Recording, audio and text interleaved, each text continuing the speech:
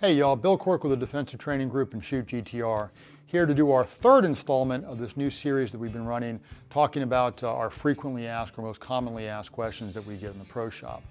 So today what we're going to talk about, and I referenced this in the last video, ammunition selection. What kind of ammunition do I need? Because if you go into the shop, you've got full metal jacket, you've got jacketed hollow point, you've got this, you got the other, there's various things.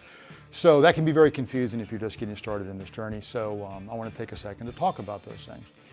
For your defensive purposes, you're going to use hollow point. And there are a lot of different defensive types of ammunition out there. Some of them are more gimmicky, some experimental type stuff, and I would discourage you from using those for real purposes, just because your ability to articulate why is somewhat degraded, given the fact that it is maybe not a mainstream choice. So there are bullets out there that are RIP bullets, and just think about the impression that that's going to give if you have to articulate why you selected this ammunition for defensive purposes. And it's also not commonly encountered, so it doesn't have as much of a track record. Not saying it's not good, but you don't have the data there. Whereas with a conventional hollow point from a bunch of different manufacturers, Federal, Remington, Speer, all those different manufacturers, you see these in actual use with law enforcement organizations throughout the country, and we have a lot more data about the effectiveness of these cartridges. Plus, if it ever comes into question, why did you use these? One of the things you can say is, well, this is what law enforcement's carrying. And to that point, if you find out what your local law enforcement are carrying, that's a good way to help you refine your selection. First of all, they probably did some research to make sure it was a good cartridge. And second of all, if they're using it, that takes the blood out of the water, if you will, if anyone ever asks you, well, why do you carry that cartridge?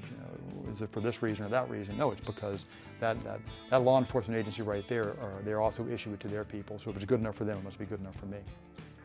Full metal jacket, on the other hand, that's what you're going to more commonly encounter for training purposes. It's cheaper, it performs differently ballistically than your hollow points. So for your defensive purposes, we're going to be looking at jacketed hollow points as a generic type of projectile that we're going to be interested in using. It's going to be most effective for this purpose. So the way that these work is, unlike the full metal jacket, which is a smooth conical shape, your hollow points have a hollow center, and what they're designed to do is expand when, to be blunt, when they hit soft tissue. So when you try to defend yourself and stop a bad guy that's attacking you, when you engage them with these projectiles, they expand on impact. They're designed to expand on impact. And that does some very important things for us. By expanding, it increases the surface area of the projectile, which in turn increases the energy transfer to the target. And that's what we're trying to do to get that stopping effect. And I'm not talking about stopping power and all those nebulous things that you see online. This is simply physics. The larger striking surface is going to dump more energy into our target, which the idea is that's going to help us stop that target from trying to hurt us. The other thing that it does that's equally as important is, because it dumps more energy into the target, it minimizes the chance of over-penetrating and striking something that you did not intend. So hollow points are absolutely the responsible choice when it comes to defensive use. You're not going to find a law enforcement organization of any sufficient size in the United States that's not issuing hollow points. Some of the smaller agencies may still be doing ball, but any of the big ones, any agency of significant size is going to be issuing hollow points, because they are the responsible choice. They're the more effective choice for us to do what we're trying to do, which is stop our threat, stop the person from trying to hurt us. That's the whole goal here. I do want to point out that a lot of our hollow points that you'll see now from different manufacturers do have some sort of plug, a polymer filler inside of the cavity. So when you look at it, it may not be readily apparent that it is a hollow point. But what that's designed to do is improve feeding, because you have more of a shape there and less of a crenellated surface. And it also assists in expansion, or so the manufacturers say. So if you see that, understand that you're still dealing with a hollow point. You've just got that filler in there to provide some other purpose. One thing I also want to point out is, with your modern handguns, so Glock, SIG, Smith & Wesson, whatever the case may be, they're very reliable mechanical devices, and you're probably not going to have any trouble. But I caution you, once you get your gun and you select your ammunition, so not a generic Glock or whatever and a generic hollow point, but you actually have gone and picked, I'm going to be doing a Glock 19, this is my Glock 19, and I'm going to carry Federal HST 147 grain hollow points, this is my ammunition. You need to make sure that they are compatible.